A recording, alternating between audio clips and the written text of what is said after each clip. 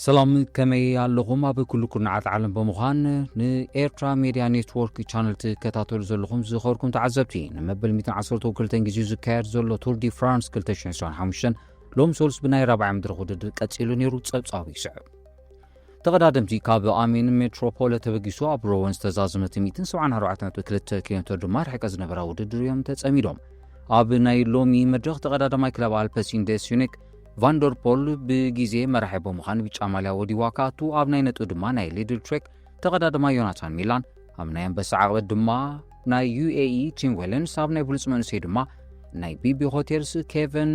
ቫክሊን መራሕቲ ኮይኖም እዮም ናብ ናይ ሎም ፆታ ከኣቱ ብጋንታ ድማ ፈረንሳይት ክለብ ግሮፖማ ኤፍዲጂያ ቀላሲት ኮይና ኣትያ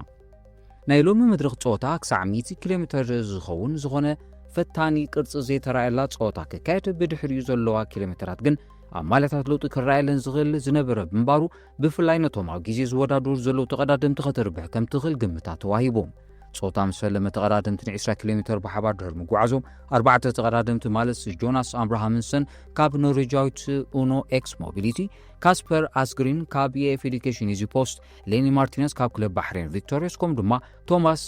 ጋሺጋርድ ካብ ቲም ቶታል ኤነርጂ ብዝገበሮ መጥቃዕቲ ምስ ዓባይ ጉጅለ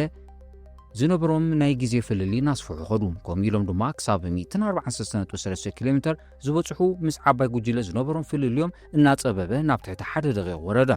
እንተኾነ ነታ ኣብቲ መድረኽ ተሰሪዓ ዝነበረ ናይ ቀፅታ ውድድር እዞም 4 ተቐዳድምቲዮም ክማቐልዋ ከለዉ ናይ ኡኖ ኤክስ ሞቢሊቲ አብርሃምንሰን ብዝፈፀሞ መጥቃዕቲ 20 ነጥቢ ክሓፍስ ካስፐር አስግሪን ሌኒ ማርቲነስ ቶማስ ጋጂ ካርናድን 17-15 ኮንዶ 13 ነጥብታት ረኺቦም ዓባይ ጉጅለ ዘካየቱ ቅፅታ ውድድር ንቐጠልያ ማልያ ሒዝዋ ዘሎ ዮናታን ሚላን ንኤርትራዊ ኦሎምፒካዊ ቢንያም ግርማ መሪሑ ብምታው 11 ነጥቢ ክረክብ እንከሎ ቢንያም ከ 10 ነጥቢ ኣኪቡ ቲም ሚሊየር አንቶኒ ቱርጊስ ሲሞን ካንሶኒ ጃሪ ድሪዝነስ ብሬንት ቫን ሞሪጄኖ ብሬኩሜስ ሁጎ ፔጅ ሮበርት ስታንዳርድ ሳንቲያጎ በርቲያጎን ካብ 9 ክሳብ 1 ነጥብታት ድማ ረኺቦም بدحر زي بزيكا ناي زا مدرخ تقالاسي تقدادماي زتسمي ناي بحر فيكتوريس ليني مارتينيز كالو تقدادمتو بعباي جوجلك وحاتو خلو نسو غنا مزا جوجلك ساب 20 كاريتاز بتصح فيللي انتي فيو صوتان كزازم 21 كيلومتر كساع زتورفو مريحوم نسون دحر زي بعباي جوجل بستوحته كلبات UAE تيم إميريتس XRG كومدوما تيم فيزما ليز اي بايك ليدل تريك موفي ستارن كعوتون زغلو زبلوم تقدادمتي نمسراح كقدما خلوا بلجيمايت كلب البسينون نبيتش عماليا كتعقبن انتغون لاون عمنايلوم مدرخ نغط على عماليا كاب ليدل تريك بمزاحنيا كتفدي دربتو لخو حيزان خطعيون بمجمارة اتهاز العلا غلبو زرخبت كلب كونت صوتان كزازم 24 كيلومتر مستورفو بسن كزنبرت سببتي متويتات شوعت تقدادمتي كود كون كلو ناي استانا كولومبياوي هارلود ايدا ناي استانا مخاني زركبوم دما ገለ ካብቶም ነዚ ሓደጋ ዝረኸቡ ተቀዳድምቲ ክትቆሱ ይካል ብድሕር እዚ ተቀዳድምቲ ዝተፈላለዩ ደረጃታት ዝነበሮም ተረርቲ ስትራቦታት እዮም ክሓኽሩ ጀሚሮም ክለባት UAE ቪዝማን እናተበራሪ ሓላፍነት ወሲደን ብዙሓት ተቀዳድምቲ ግዳይ ናገብራ ንብዝሒ ዓባይ ጉጅላው ሒዶኖ ተቀዳዳማይ ቪዝና ቪክቶር ካምፕሬነትስ ብዝፈጥሮ ፍጥነት እንደገና ንብዝሒ ናይዛ ጉጅለ መሪሱ ክጽልጽል እንከሎ ተቀዳድምቲ ኢሚሬትስን ከነብሬካ ብምባልና ኣባሎም ዝኾነ ሻምፒዮን ዓለም ፖካቻር ንምጥዓምን ናብ ቅድሚት ንምውፃን ብዝሰርሑ ንሱ ፆታ ንኽዛዘም 5 ኪሎሜትር ምስተርፎ ንተቀዳድምቲ ኣለኹም ዶይሉ ብመጥቃዕቱ እምባሕበሎም ብዜካ ናይ ቪዝማ ዮናስ ቪንጌጋርድ ካልእ ዝሰዓቦ ኣይነበረን ቪንጌጋርድ ንሓገዙ ክለቡ ክጥምት ንድሕሪት ግልጽ ብዝበለውን እንደገና ፖካቻር ማሕዲጎ ክኸይድኳ ተፈተነ ክሰልጦ ግን ኣይከኣለን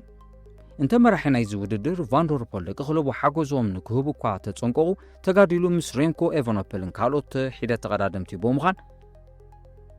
ናብቶም ማሕዲጎም ዝነበሩ ተቀዳድምቲ ተጸንበረ ፖካቻር ነቶም ምስ ዝነበሩ ተቀዳድምቲ ፈቲኑ ኩነታቶም ምስ ፈለጠ እንደገና ካለ መጥቃዕት ክገብር ኣይመረፀን እተን ተሪፈን ዝነበራ 3 ኪሎሜትራት ከም እኒ ቫንደርፖል ዝሃለኽዎ ንኽትኩኡላ ዘይክእሉ ሒደት ኪሎሜትራት ክኾና ከለዋ ከም በዓል ቪንጌጋርድ ኤቫኖፖል ግን ስጋኣቱ ክኾኑ ከም ዝኽእሉ ተንተንቲ ክዛረቡ ጀሚሩ ኣብ መወዳእታ ፍጥነት ናይ ዞም ተቀዳድምቲ ክሳብ ኣብ ሰዓት ናብ 50 ክሳብ 60 ኪሎሜትር ይበፅሕ ብምባሩ ትንፋስ ዘይህብን ንምርኣዩ ድማ ኣፍካ ማይ ዘምዕጉን ኮይኑ ቀረበ ኣብ መወዳእታ ዝተኻየደት ቅጽበታ ውድድር ሻምፒዮን ዓለም ታሪክ ፖካቻር ንቫንደርፖልን ቬንጌጋርድን ብምኽታል ናይ ዝዓመት ቱር ዲ ፍራንስ ብኹር ዓወቱ ከመዝግብ እንከሎ ብሓፈሻ ግን ዝተቐዳዳማይ መበል 100 ፕሮፌሽናላዊ ዓወት ብምዝጋቡ እቲ ካልእ ኣርስቲ ዝሰርሖ እዩ። ፖጋቻር ነዛ ምድሪ ካብ ሰዓት 45.348 ኪሎሜትር እናረገጸ ብ3 ሰዓታትን 50 ደቂቕን 29 ካይትም ዝኾነ ግዜ ይዛዚምዋ። ኦሎምፒካዊ ቢንያም ግርማይ ኣብዛ ምድሪ ዘመዝገቦም ደረጃ ምስ ንምልከት ካብ ዕዉት 16 ደቂቕን 9 ካይትን ድሒሩ ንውድድሩ መበል 179 ተርታሒዙ ፈጺሞም።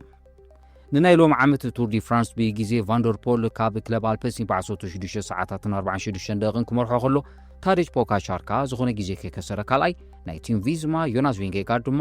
8 ካይታት ድሒሩ ይስዕቦም ኣሎ። ኤርትራዊ ቢንያም ካብ መራሒ 21 ደቂቕን 44 ካይትም ዝኾነ ግዜ ድሒሩ ኣብ መበል 120 ደረጃ ተቐሚጡ ናብ ናይ ጽባሕ መድረኽ ኣምሪሑሎ። ኣብ ናይ ነጥቢ ጣልያዊ ዮናታን ሚላን ካብ ሊድል ትሬክ ብ92 ነጥቢ ቀላሱ ዘሎ ክኸውን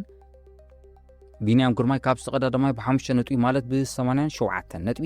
ብምእካብ ዝስዕቦ ዘሎ እዩ። ቫንደርፖል ድማ 80 ነጥቢ ብምቑፃር ሳልሳይ ኮይኑ ይኽተሎም። ኣብ ናይ ዓቐበት ታዴጅ ፖጋቻር ብ5 ነጥቢ ኣንበሳ ብምዃን ነታ ትማሊ ዝረከባ ጻዕዳ ቀይሕ ነጥብጣብ ማልያ ደጊሙ ካብ ወዲ ክለቡ ዌለንስ ተቐቢሉ ኣሎ።